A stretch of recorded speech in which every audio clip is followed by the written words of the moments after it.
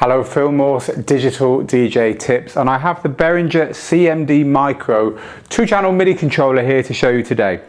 Now, Behringer has recently released 7 DJ controllers of varying types. They've got the CMD Studio 4, which is a big all-in-one DJ controller, and they have some modular units, but this is slightly different. This is kind of a micro controller. This is designed to use with a laptop or with an iOS device in a portable situation where you can't carry a full-size controller but you still want to control your decks and your mixer. So let's look at what you get. To start with, the first thing to note about this is it's not an audio interface. There's no audio in this at all. It just has one output for USB and that's it. So you're going to need an audio interface separately in order to use headphones and to have an output for your main speakers, or you're going to want to use a mono DJ splitter cable, which is kind of the workaround for situations when you don't have an audio interface built into your controller and you don't want to carry a separate one. So that's the first thing. It comes with Decadence 2 LE software, which is an also ran DJ program alongside the big boys such as Tractor and Serato. However, if you don't want to use the provided software, which is good, it's a capable program. If you don't want to use that, there's a mapping on the website, on the Behringer website for Tractor. So you can install a Tractor mapping and just use Tractor should you happen to have Tractor Pro. The controller is really well built. Compared to other controllers down at this price bracket, it's a cheap controller. It's incredibly well built. It's got a solid metal faceplate here. The controls are high quality. It's got a nice crossfader, pleasing rubber knobs. The encoder that's used to choose your tracks is really nice, really pleasing feel to it, and it's mapped very well. The jog wheels are actually dual function, so the edge is nudge and the top is scratch, which is, I've never seen that on a jog wheel that small before. Overall, it's a well-built unit, surprisingly well-built for the price and also for the kind of controller it is.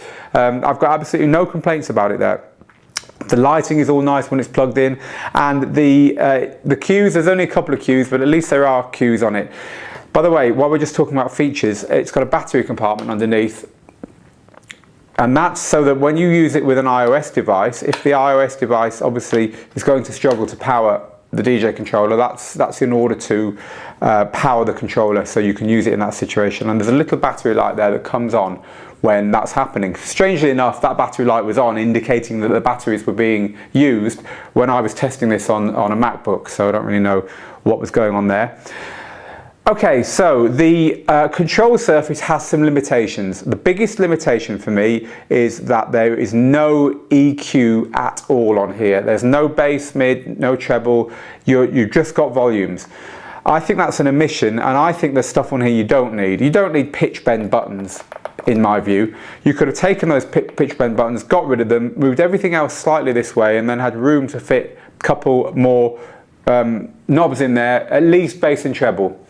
So that's quite a big omission in my view. The other thing I didn't like about this controller is that although the box and the marketing blurb proclaims that it's, you know, tablet compatible is what they call it. Now, most tablets with music software are Apple tablets.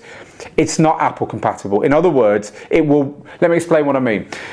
When Apple gives someone a license to plug into their software, there's a little chip in the equipment. Now, this happens with equipment from manufacturers such as Tractor with the Control Z1 mixer, and also Vestax with the Spin 2 DJ controller. Now, when these plug into Apple devices, a couple of things happen. They can charge the device, they can charge the Apple device, and also you don't need anything special. The lead that's provided with it goes straight from the unit into the Apple device with no special hacks. With non-Apple approved equipment, which this is an example of, you need something called the camera connection kit. Now, this is a small adapter that allows primarily photographers to get a USB out from an iOS device in order to transfer photos. Now, this has been adopted by the DJ community to allow devices which are class compliant MIDI, which this is, to plug into iOS devices and allowing you to use DJ software and to map away as if you were using it with a laptop. So the best software for that is a program called DJ Player, which is very, very good at mapping to external controllers. So you can use this with iOS. You would need to buy software that allows you to map it, and you would need to buy the camera connection kit, and there's no instructions or guidance for doing that in the box. So although the box says tablet computer compatible, you are on your own on that one. Overall, for the money, this is a great little controller.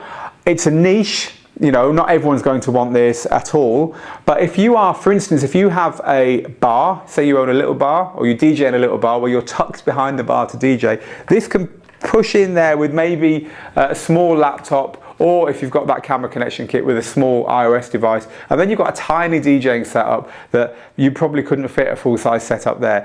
It would mainly be used just, you know, as a bit of a novelty to take over and do a bit of DJing on your popular nights, because as I say, the lack of EQs means that for serious DJing, it's not really up there with any of the controllers at the entry level that do have those controls.